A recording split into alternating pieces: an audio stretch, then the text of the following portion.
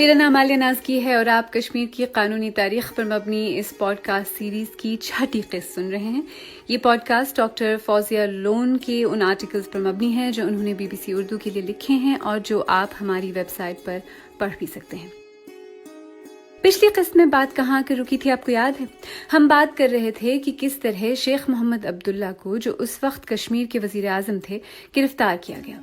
India کا خیال تھا کہ ان کے پاس ایسے شواہد تھے کہ شیخ محمد عبداللہ ایک آزاد کشمیر کے قیام کے لیے کوشاں تھے۔ شیخ عبداللہ پر امریکی حمایت سے انڈیا سے علیحدگی کی کوشش کا الزام لگایا گیا اور ان کے نائب ہند نواز بخشی غلام محمد کو ان کی جگہ وزیر اعظم بنا دیا گیا۔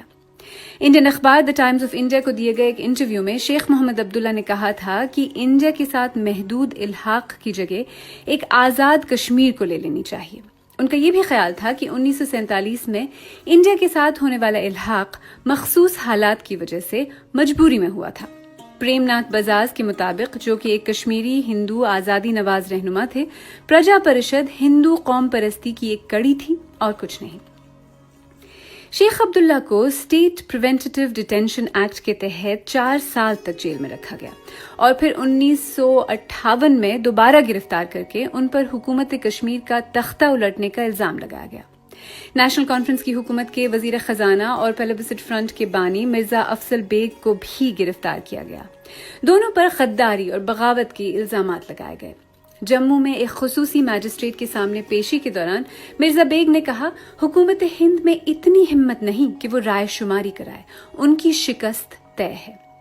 اسی سب کے دوران کشمیر کی آئین ساز اسمبلی نے انڈیا کے ساتھ الحاق کا اعلان کرتے ہوئے ایک قرارداد منظور کر لی۔ اس کے ساتھ ہی انڈیا کی طرف سے کشمیر کو انڈیا میں شامل کرنے کے لیے کئی قدم اٹھائے گئے۔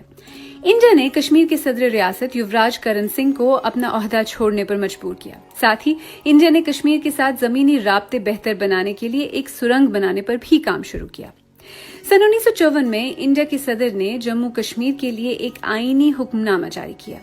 یہ حکم نامہ معاہدہ الحاق سے متضاد تھا کیونکہ اس کے تحت انڈین حکومت کو یونین لسٹ میں موجود تمام شعبوں پر قانون سازی کا اختیار دے دیا گیا، نہ کہ صرف دفاع، خارجہ امور اور مواصلات پر۔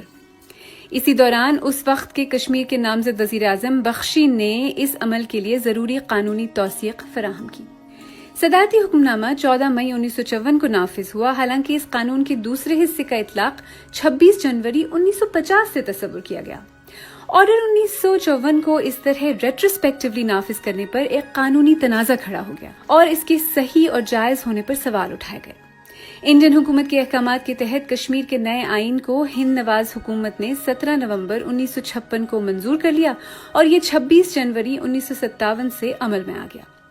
ان تمام اقدامات اور ترامیم کا نتیجہ یہ نکلا کہ کشمیر انڈیا میں شامل ہوتا گیا۔ دراصل یہ آرٹیکل 370 کی خصوصی حیثیت کے خاتمے کا آغاز تھا۔ اس آرٹیکل پر صحیح معنوں میں کبھی کشمیر میں عمل ہوا ہی نہیں۔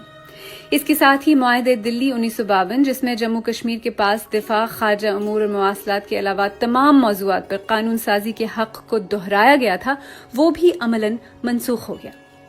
دسمبر 1971 میں اس وقت کی انڈین وزیر اعظم اندرا گاندھی اور شیخ محمد عبداللہ کے درمیان ایک ملاقات ہوئی۔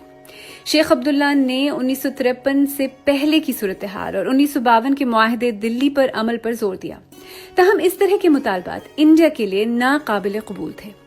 مزید مذاکرات کے بعد شیخ محمد عبداللہ، جو اس وقت بھی جیل میں تھے جہاں ان پر دباؤ ڈالے جانے کے خدشے سے انکار نہیں کیا جا سکتا تھا، 1975 کے کشمیر ایکارڈ پر راضی ہو گئے۔